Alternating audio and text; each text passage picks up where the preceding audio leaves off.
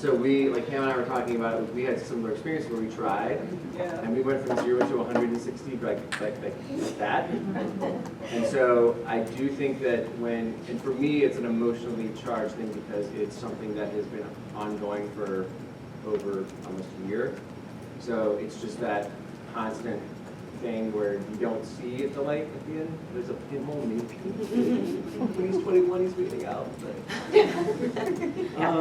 So I think that there is that instance of like when you're emotionally attached to the person, really deeply emotionally attached to the person. I think this might be a little bit harder because it's harder to disassociate yourself with that person, what that person's going through.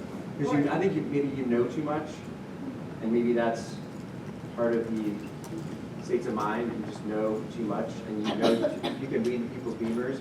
You have too much skin in the game too. Yeah. You know, it's like I've got stuff on the line here, so you don't figure this out. You know, there's consequences for me. Right. So well, you have like different desires coached by someone. So for me too, it's the bad habits that I've been in for 18 years with this kid. It's like I'm starting to break, starting with somebody new, but I would be coaching her to kids. Yeah. So when you think about that really important part of coaching somebody, it's that remaining neutral. It's not about you, it's about them, and you don't have an agenda. It's getting that valued person from where they are to where they want to be. And as a parent, how neutral are you in a situation that you've been dealing with for a long time? And the other thing that still stands is you can tell them for 18 years, you can say it over and over and over, how's that working for you, right? So it's relearning some things, and it's different with a child or a very close person to remain neutral and not have an agenda. So the hardest person for me to coach is my husband. By far, he's the hardest person. And the reason why, it's usually around our kids that I'm trying. And I've really kind of given up because I am so emotionally invested in that. I can't stay neutral. I am so emotionally invested in that, and I do have an agenda, so I'm like, I can't. Now, I can use some tools. I can use paraphrasing, I can use pausing, I can use posing questions. But I would say a lot of times it is collaborating because we are raising our children together, so it's more collaborating than it is coaching with them. So yes, so if you are very emotional invested, there are people who've come into my office who said, can you coach me around this? And I've said, I can't because I'm right in there with you with that, so I can't remove myself from that situation in order to be able to be neutral and not have an agenda. Julia?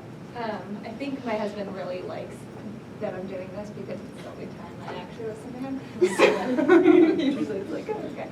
But he, presented to me a problem yesterday. I was sharing with my table that I was having a hard time naming his emotion, and he was having a hard time naming his emotion and describing his emotion. And I forget which day it was, and I don't remember what the term was, but it was the word that they say over and over again. The markers, right. And so he kept saying he was overwhelmed. And so that was the emotion or empathy that we were sticking with, and it wasn't it. And so he kept going and going, and I felt like it was way longer than it needed to be, but then by the end of it, he's like, it's not that I'm overwhelmed, I'm frustrated. And it took over and over again for him to identify that, and for me to realize that that's what his emotion was. And so it reminded me of one of the things at the end of the day yesterday, just kind of sticking with it, and eventually it will come out. So it took a while, we got there. Thank you.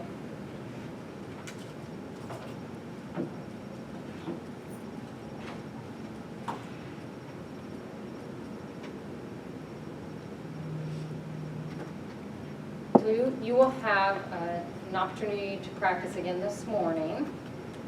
And then throughout the day, you'll have opportunities to practice as well. Just as a reminder, here is the PACE template as a reminder. And we're showing this because even though you've had an opportunity to get back into the PACE, we're going to do one more kinesthetic activity. to really solidify the pace, then you're gonna have an opportunity to practice it. It's important to solidify this learning before we add the lead to it today. So kinesthetic opportunity, we did a creative opportunity, now you're gonna have a kinesthetic opportunity to internalize the pace. And so as we do this, we're going to stand up, push your chairs in, and you're gonna come on over here to this corner. And you're gonna be facing the corner. Come over this corner, move in. Now this is called a walk the room Keep moving pace. in, keep moving in. And as we walk the room, you guys are in. So as you guys stand in this corner, in corner one, this represents the spot where the coachee is when they're stuck. And just before you name that emotion, this is how the coachee feels. They are cornered. They are in a space with no options. They're not sure what to do. Things are very unclear. And they don't see what you as the coach sees, which is the rest of the room and everything else. Their perspective is very limited. When you are able to name that emotion for them and acknowledge that emotion, it demystifies the situation for them. It starts to unpack it. It helps them move away from being so cornered and trapped, so that then they are able to move on a little bit. So this is that first place where they are trapped, and you are going to name the emotion. So you are going to take a short walk over to this corner of the room, and you're still going to be facing the wall. And this is just a short way to go. And once again, just squeeze in to the corner.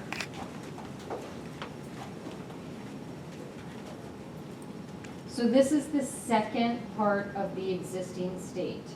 First you name the emotion, and here is where you name the content. What this does is says there is a reason you're feeling this way.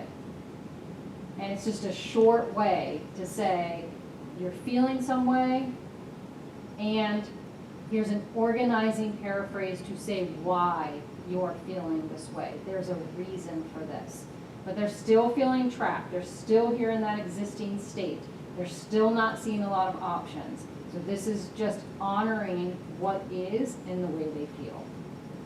And once you've named that emotion and that content, you're ready to move on to a different place. So you're going to move now. Come on down here. And this is a longer walk.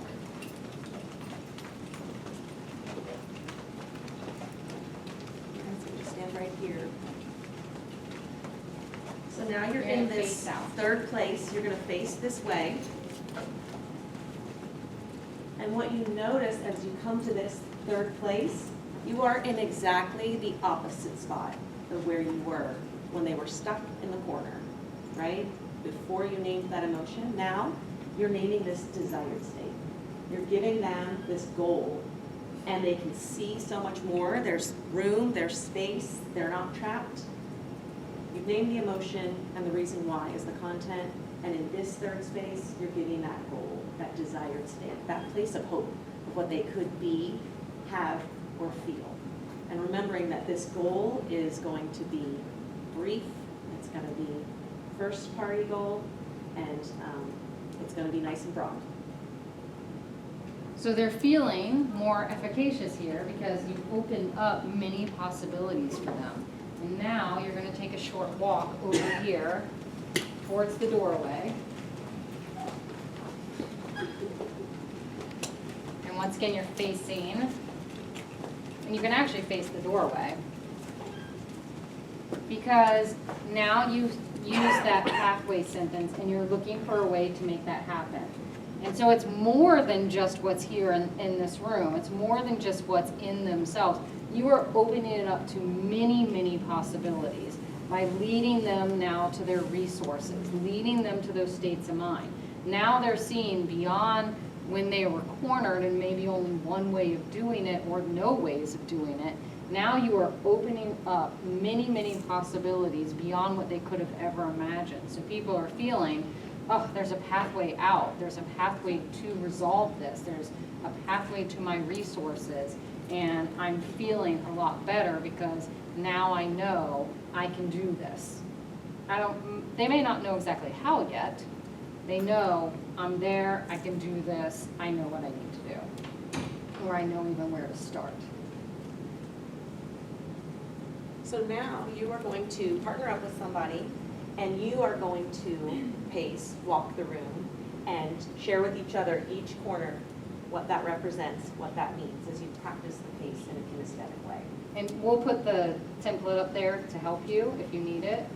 But you're gonna do basically what Paul and I just did with you. You're just gonna walk that room, and then once you get back to this spot, just wait here and we'll give you your next set of directions. So partner up with someone close to you.